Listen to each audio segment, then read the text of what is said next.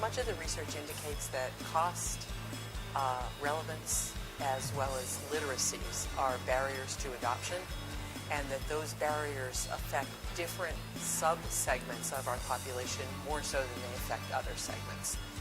Seniors, people with low income, people with low education levels, people with disabilities, and certain ethnic groups tend to adopt broadband at a lower rate than others.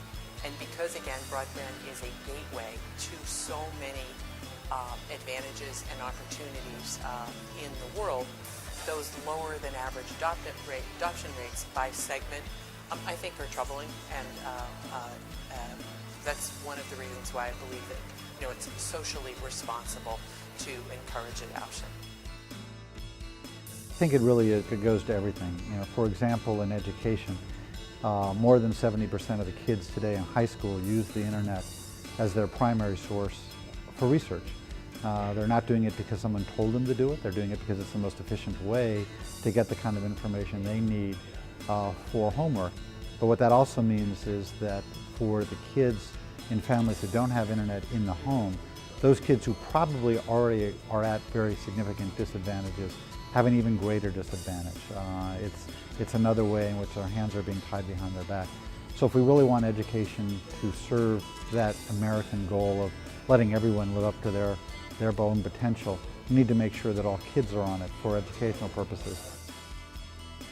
At Computers for Youth, we have found that it's vitally important to involve the entire family when it comes to broadband adoption and improving the home learning environment.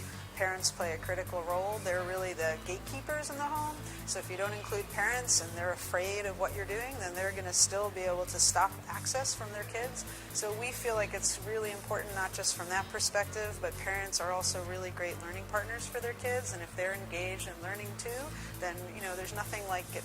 There's nothing, you can't imagine anything better for a child than to be doing learning with their parent, who's the most important adult to them in the entire world.